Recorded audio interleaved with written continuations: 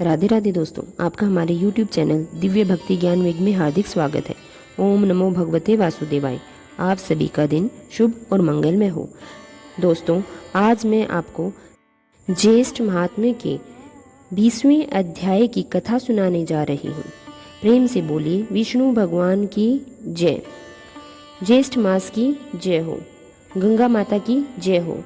ऋषि लोग स्कंद जी से बोले, हे स्कंद जी, आपने समस्त मोह को नाश करने वाला तथा अत्यंत आश्चर्य को देने वाला ज्येष्ठ मास के महात्म्य का आख्यान कहा है।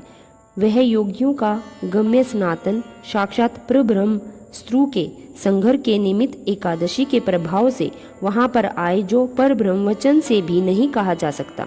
इतना कहने पर ऋषि लोग फिर कहने लगे कि हे स्कंद जी, उस राजा पुलिंद ने दुखी होकर फिर क्या किया। स्कंद जी बोले कि हे ऋषियों, वह शोकातुर राजा अपने कुछ बचे हुए सैनिकों सहित शीघ्र अपने नगर में आया और अपने नगर में राज्यभार को संभाला और स्त्रु के पूर्ववासियों के वचन का मन से ध्यान करता हुआ एकादशी के प्रभाव को स्मरण करने लगा, जिसको स्वयं उसने अपने नेत्रों से देखा था। इस प्रकार चिंता में मगन राजा का बहुत सा समय बीत गया और अधिक चिंता मगन रहने के कारण उसके शरीर में केवल हड्डी और चाम मात्र ही रह गया। तब राजा पुलिंद ने अपने पुत्र को राज्य देकर स्वयं अपनी स्त्री को साथ लेकर वन को चला गया और वहां जाकर वनप्रस्थ आश्रम ग्रहण कर लिया। वहां वन में राजा पुलिंद को एकादशी के संबंध में प्रसन्न करते हुए 12 दिन बीत गए।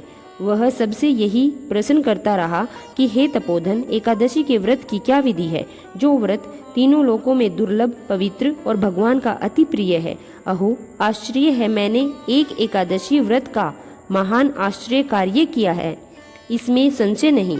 वहाँ के पूर्व जन्म के पुण्य कर्म के प्रभाव से वर्णन ऋषि के पवित्र आश्रम में दत्तात्रेय ऋषि आए और उन दत्तात्रेयों के दर्शन की लालसा से वहाँ समस्त ऋषिगण आए। कुछ लोगों ने पूजन स्तुति तथा विविध प्रकार की उनकी सेवा की।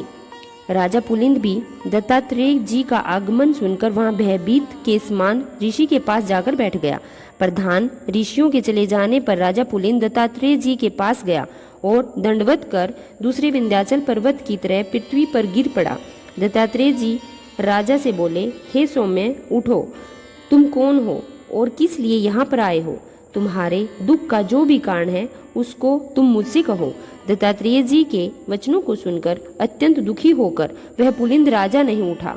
तब उस राजा को दत्तात्रेय जी ने स्वयं अपने हाथों से उठाया।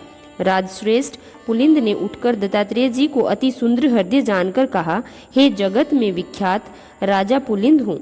हे तात, थोड़े ही समय में पृथ्वी मंडल को जीतकर और गर्भ में आकर मैं सेना सहित राजा प्राचीन वहीं के नगर को गया। वहां जाकर उस विष्णु भक्त राजा के नगर को पीड़ित करने का कोई ग्रामवासियों ने मेरे पास आया और मुझसे प्रार्थना करने लगा कि आज श्री हरि भगवान का पवित्र दिन है, आज और कल 2 दिन के लिए उस राजा के विषय में क्षमा करें, क्योंकि समस्त नगरवासी व्रत में लीन है। उस ग्रामवासी की वार्ता सुनकर मैं गर्व में होकर क्रोध से उसके वचनों का अपमान करने लगा। उसके वचन मेरी बुद्धि और मति को गर्व से ना छुड़ा सके। इसके पश्चात सूर्यास्त हो जाने पर असंख्य विष्णु दूत अनेक रूपों से वहां आए और युद्ध करने लगे। उन विष्णु दूतों ने समुद्र के समान मेरी समस्त सेना को भक्षण कर लिया। अपने प्राण मात्र रह जाने पर हम लोग वहां से भागकर अपने नगर में आए। उसी समय से मैंने राजपुत्र धन का त्याग कर दिया।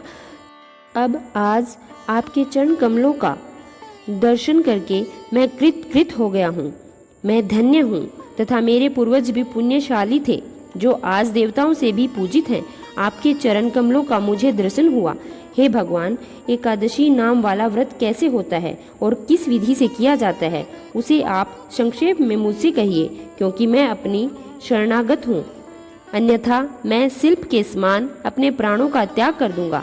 राजा पुलिंद के इन वचनों को सुनकर यह सब वृतांत जानने के बाद दत्तात्रेय जी ने उसी समय राजा पुलिंद को दोनों हाथों से आलिंगन किया और दया दृष्टि होकर मधुसूदन भगवान के एकादशी व्रत के विधान को कहने लगे।